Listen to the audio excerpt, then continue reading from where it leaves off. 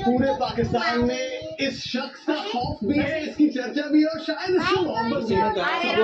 player of the match Pakistan ICC tournaments में महान सचिन तेंदुलकर अब विराट कोहली याद करो ना विराट कोहली की विराट पारी आपने उसका एक भी पल मिस कर दिया थोड़ा छोटा सा रिका दिखाते हैं Virat Kohli run machine Virat Kohli hello hello